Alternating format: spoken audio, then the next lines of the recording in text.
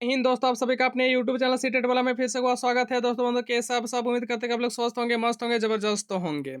तो दोस्तों मेरे भाई मेरे बंधु मेरे इस वीडियो में हम लोग डिस्कस करने वाले हैं बिहार स्टेट 2024 का जो दोस्तों आप लोग एग्जाम देने वाले हैं उसका टीचिंग एप्टीट्यूड का प्रीवियस ईयर क्वेश्चन पेपर। ठीक है।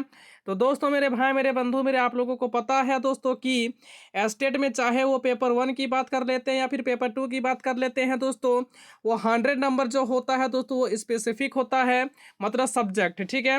आपका ऑनर्स जो रहता है दोस्तों 100 नंबर वहाँ से पूछा जाता है और 50 नंबर में दोस्तों आपका टीचिंग एप्टीट्यूड रहता है, मैथ्स जनरल मैथ्स रहता है, रीजनिंग रहता है।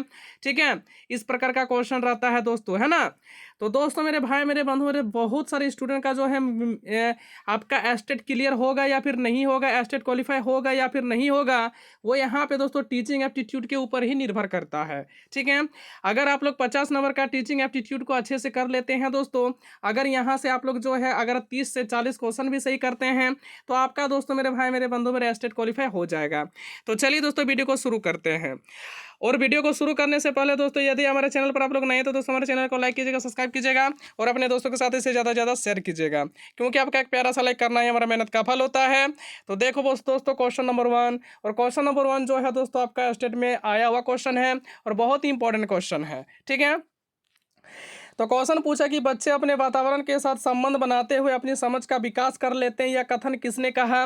तो दोस्तों मेरे भाई मेरे बंधु मेरे वातावरण के साथ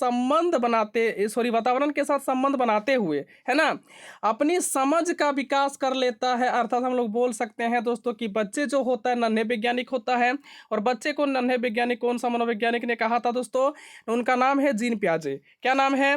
जीन पियाजे। तो क्वेश्चन नंबर 1 का सही आंसर क्या हो जाएगा? जीन पियाजे इसका सही आंसर हो जाएगा। अगला प्रश्न देखिए कि व्यक्तिगत जो विभिन्नता होता है वो किसके कारण होता है। तो याद रखिएगा कि व्यक्तिगत विभिन्नता जो होता है उसमें जो महत्वपूर्ण भूमिका निभाता है वातावरण, और नंबर 2 दोस्तों अनुवांशिकी। ठीक है। तो इस क्वेश्चन का आंसर हो जाएगा दोस्तों वातावरण और अनुवांशिकी, इस क्वेश्चन का सही आंसर हो जाएगा। अगला प्रश्न देखिए, भारत में दूरस्थ शिक्षा का संचालन किसके द्वारा किया जाता है। ये भी क्वेश्चन बहुत ही अच्छा है, इंपॉर्टेंट है। तो दोस्तों मेरे भाई मेरे बंधु मेरे जितना भी ओपन यूनिवर्सिटीज़ है उसमें जो होता है भारत में दूरस्थ शिक्षा का संचालन किया जाता है, जैसे इग्नू वगैरह हो गया, है ना। तो क्वेश्चन नंबर 3 का सही आंसर क्या हो जाएगा? मुक्त विश्वविद्यालयों के द्वारा, इसका सही आंसर हो जाएगा। अगला प्रश्न देखिए क्वेश्चन नंबर 4, एजुकेशन शब्द किस भाषा से लिया गया है। तो दोस्तों एजुकेशन जो होता है लैटिन भाषा से लिया गया है, और लैटिन भाषा के कौन से शब्द से लिया गया? तो एजुकेटम शब्द से लिया गया है। ठीक है। उसके बाद आप लोग रीडिंग किए होंगे तो सब लोग पढ़े होंगे ई प्लस ड्यूको से भी मिल करके बना होता है ना। यानी एजुकेशन शब्द की उत्पत्ति जो होता है वो लैटिन भाषा से ई प्लस ड्यूको या फिर एजुकेटम शब्द से मिलकर के बना है एजुकेशन शब्द। ठीक है। तो क्वेश्चन नंबर 4 का फिलहाल सही आंसर क्या हो जाएगा? लैटिन भाषा से इसका सही आंसर हो जाएगा। तो यहाँ पे देखिए कि शैक्षिक निर्देशन की आवश्यकता होती है, मतलब शिक्षा में निर्देशन की आपको क्या जरूरत है, क्वेश्चन में इस प्रकार से पूछा गया था आपके स्टेट के पेपर में। तो दोस्तों मेरे भाई मेरे बंधु मेरे शैक्षिक निर्देशन जो होता है वो पाठ्यक्रम के चयन में भी होता है, उपलब्धि स्तर को बनाए रखने के लिए भी होता है, और अनुशासनहीनता को रोकने के लिए भी होता है। तो ये क्वेश्चन का सही आंसर क्या था दोस्तों? इनमें से सभी, यानी तीनों ऑप्शन इसमें राइट दिया हुआ था, है ना। और देखिएगा दोस्तों कि स्टेट में जो होता है टीचिंग एप्टीट्यूड बहुत ही इजी पूछा जाता है, ज़्यादा टफ नहीं पूछा जाता। अगर सीटेट से कंपैरिजन करें दोस्तों तो सीटेट के कंपैरिजन में बहुत ही आसान पूछता है दोस्तों टीचिंग एप्टीट्यूड बिहार स्टेट में। ठीक है। तो अगला प्रश्न देखिए, यानी पाठ्यचर्या विकास के सिद्धांत क्या है। यहाँ पे पूछा है दोस्तों कि करिकुलम डेवलपमेंट का जो थ्योरी होता है वो क्या होता है। तो देखिए सबसे पहला क्या होना चाहिए, वो जीवन से संबंधित होना चाहिए, यस।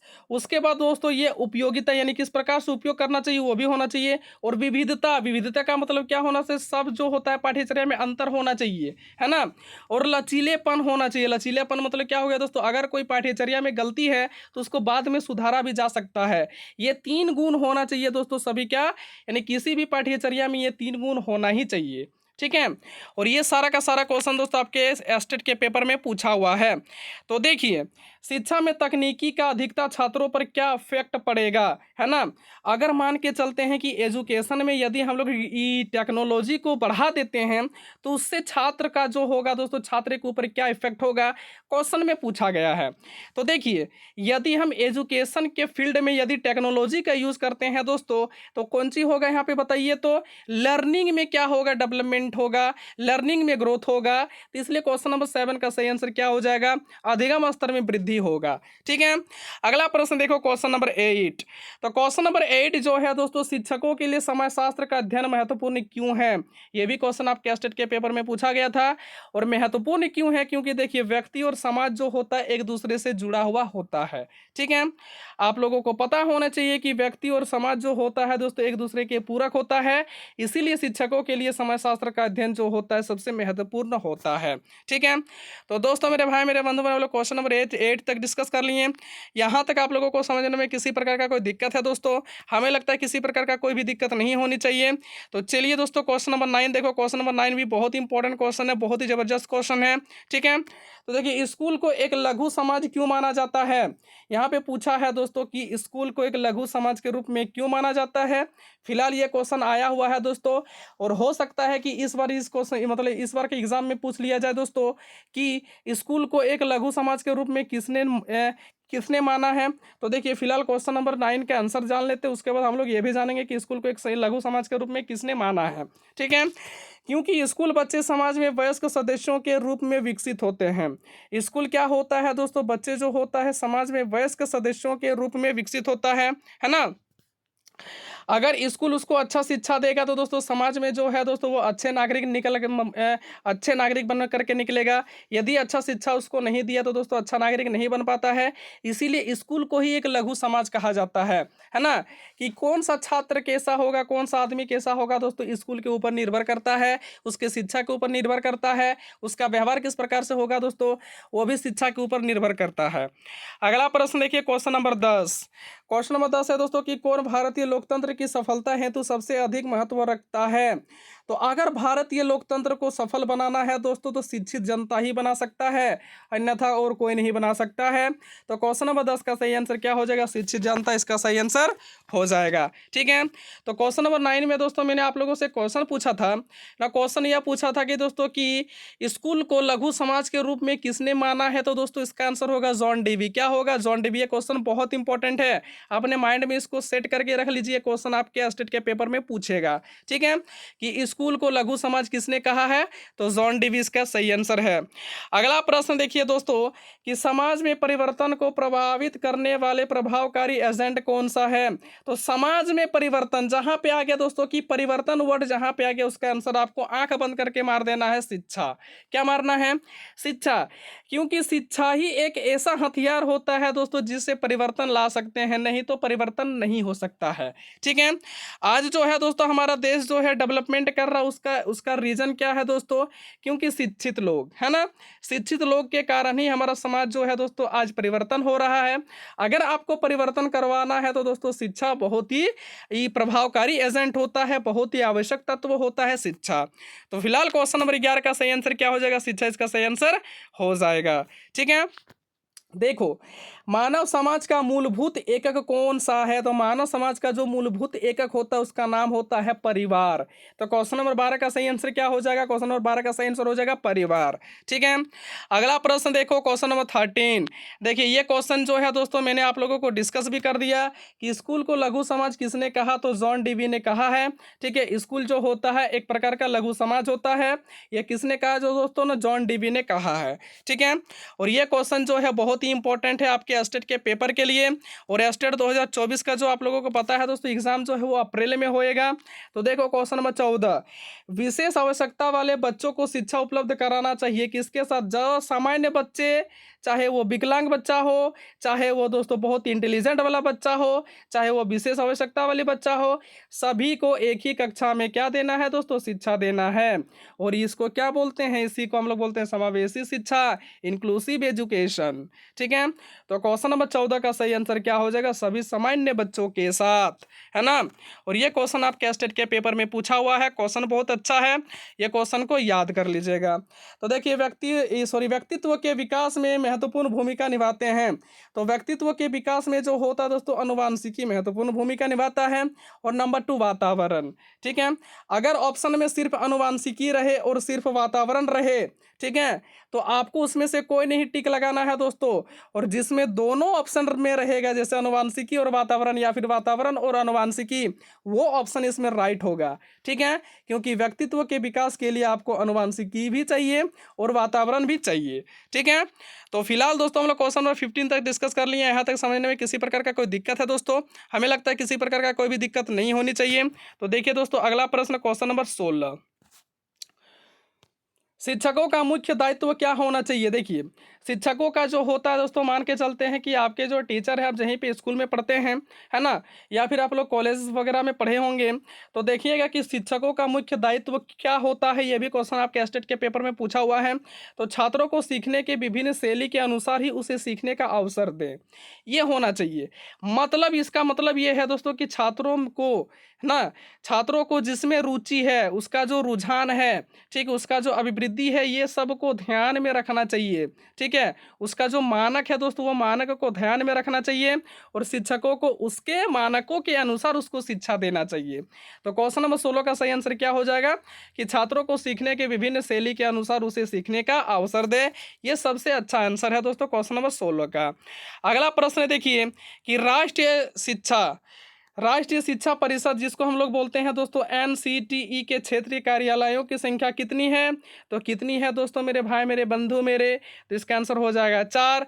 और इसका मुख्यालय कहाँ है? तो याद रखिएगा नई दिल्ली। ठीक है, और ये चारों जो है दोस्तों क्षेत्रीय कार्यालय कहाँ कहाँ पर है? तो देखिए, याद रखने के एक जो है रूल है दोस्तों, क्या ना, आपको 3 ठो बी याद रखना है, 3 ठो बी और 1 ठो जे। यानी B फॉर हो गया बेंगलोर, B फॉर हो गया भुवनेश्वर, B फॉर हो गया दोस्तों आपका भोपाल, और जे फॉर हो गया जयपुर। ठीक है, ये 4 जो है दोस्तों यहाँ पे आपका क्षेत्रीय कार्यालय है NCTE का। अगर कोई पूछेगा कि शिक्षा पाठ्यक्रम का निर्माण कौन करता है, तो NCTE। ठीक है, NCTE करता है दोस्तों शिक्षा पाठ्यक्रम का निर्माण। और इसका मुख्यालय कहाँ है दोस्तों? नई दिल्ली है। और चारों क्षेत्रीय कार्यालय कहाँ कहाँ पे है? ये सबसे पहला बेंगलोर, उसके बाद दोस्तों कहाँ है? भुवनेश्वर, उसके बाद भोपाल और जयपुर। ठीक है, ये भी क्वेश्चन पूछ सकता है दोस्तों कि NCTE की स्थापना कब हुआ था? तो याद रखिएगा 1995 में NCTE का स्थापना हुआ था। ठीक है, अब देखिए NCTE का मुख्यालय कहाँ है दोस्तों? तो नई दिल्ली इसका मुख्यालय है NCTE का। ठीक है, अगला प्रश्न देखिए कि NCERT, जैसे हम लोग NCERT का बुक रीडिंग करते हैं दोस्तों, तो वही वाला NCERT है। तो NCERT का स्थापना कब हुआ था? तो याद रखिएगा 1961 में NCERT का स्थापना हुआ था। ये भी क्वेश्चन बहुत ही इंपॉर्टेंट है। ठीक है, देखिए, जो आपकी सही आलोचना करता है उसके साथ आपका व्यवहार कैसा होना चाहिए, ये भी क्वेश्चन आपके स्टेट के पेपर में पूछा हुआ है। तो इसका आंसर हो जाएगा एक मित्र के रूप में आपका व्यवहार होना चाहिए। जो आपकी आलोचना करता है दोस्तों, आलोचना करने दीजिए। आलोचना का मतलब होता है खरी खोटी सुनाना। ठीक है, लेकिन उसके साथ भी आपको किस प्रकार से व्यवहार करना होगा ना, एक मित्र के रूप में ही व्यवहार करना होगा। अगला प्रश्न देखिए, शिक्षा को मानव निर्माण की प्रक्रिया के रूप में किसने स्वीकारा है? ये क्वेश्चन भी बहुत इंपॉर्टेंट है। तो इसका आंसर हो जाएगा स्वामी विवेकानंद। स्वामी विवेकानंद कहते हैं दोस्तों शिक्षा जो होता है मानव निर्माण की प्रक्रिया होती है। यह कथन किसने कहा? स्वामी विवेकानंद जी ने कहा है। तो क्वेश्चन नंबर 22 का सही आंसर हो जाएगा स्वामी विवेकानंद। अगला प्रश्न देखिए कि शिक्षा पाठ्यक्रम का निर्माण कौन करता है? मैंने ये डिस्कस कर दिया दोस्तों, न NCTE करता है। ठीक है, NCTE। चलिए दोस्तों, अगला प्रश्न देखो, क्वेश्चन नंबर 24। तो क्वेश्चन नंबर 24 है क्या ना, मानव व्यवहार का विकास किस पर निर्भर करता है? तो मानव व्यवहार का जो विकास होता है वो एक तो फैमिली के ऊपर और सराउंडिंग के ऊपर निर्भर करता है। तो कहने का मतलब हो गया दोस्तों, परिवार और परिवेश के ऊपर जो है मानव व्यवहार का मानव व्यवहार का विकास का जो है दोस्तों निर्भर करता है। अगला प्रश्न देखो, क्वेश्चन नंबर 25। कोठारी आयोग का मूल नाम क्या था? यह क्वेश्चन बहुत इंपॉर्टेंट है दोस्तों, और आपके स्टेट के पेपर में कोठारी आयोग से संबंधित क्वेश्चन पूछे जाते हैं। तो याद रखिएगा कोठारी आयोग का मूल नाम जो है दोस्तों भारतीय शिक्षा आयोग है। क्या था? भारतीय शिक्षा आयोग था। अगला प्रश्न देखिए, कोठारी आयोग की स्थापना कब हुआ था? तो कोठारी आयोग का स्थापना हुआ था 14 जुलाई 1964 में। कब हुआ था? 14 जुलाई 1964 में हुआ था। नेक्स्ट क्वेश्चन देखो, कोठारी आयोग ने कब अपना रिपोर्ट सौंपा था, ये सारा का सारा बहुत इंपॉर्टेंट क्वेश्चन बता रहे हैं दोस्तों। आपके स्टेट के पेपर में पूछा हुआ क्वेश्चन है, वही क्वेश्चन यहाँ पे डिस्कस कर रहे हैं। तो कोठारी आयोग ने कब अपना रिपोर्ट सौंपा था, तो याद रखिएगा 29 जून 1966 को जो है कोठारी आयोग ने अपना रिपोर्ट को सौंपा था। ठीक है, तो दोस्तों मेरे भाई मेरे बंधु मेरे, अगर पूछेगा कि कोठारी आयोग जो होता है दोस्तों, कोठारी कमेटी जो है, सॉरी कमीशन जो है, उसके अध्यक्ष कौन थे, तो दोस्तों दौलत सिंह कोठारी। याद रखिएगा ये भी बात को, दौलत सिंह कोठारी इसके कौन थे, अध्यक्ष थे। अगला प्रश्न है कि कक्षा में तिरस्कृत बालक का व्यवहार कैसा होगा। अगर मान के चलते हैं कि कक्ष में कोई बच्चा है, उसको एक टीचर जो है तिरस्कृत करके बाहर निकाल दे, तो उसका जो होगा व्यवहार दोस्तों वो उदासीन होगा। ठीक है, क्या होगा, वो एकदम न्यूट्रल हो जाता है ना। तो क्वेश्चन नंबर 28 का सही आंसर हो जाएगा उदासीन। अगला प्रश्न देखिए कि ज्ञान मीमांसा का अर्थ है, ये क्वेश्चन बहुत इंपॉर्टेंट है दोस्तों। ज्ञान मीमांसा यानी 3 प्रकार की मीमांसा होता है, सारे के सारे यहाँ पे डिस्कस किए देता हूँ मैं दोस्तों। देखिए ज्ञान की प्रकृति का अध्ययन करना ही होता है ज्ञान मीमांसा।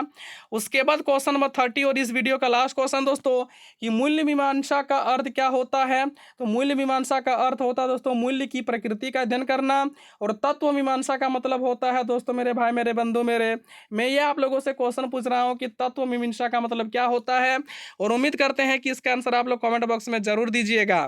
ठीक है, तो दोस्तों मेरे भाई मेरे बंधु मेरे, यह वीडियो आप लोगों को कैसा लगा।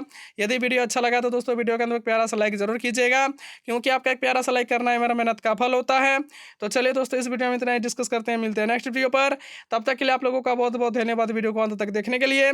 और वीडियो के अंदर दोस्तों जय हिंद जय भारत।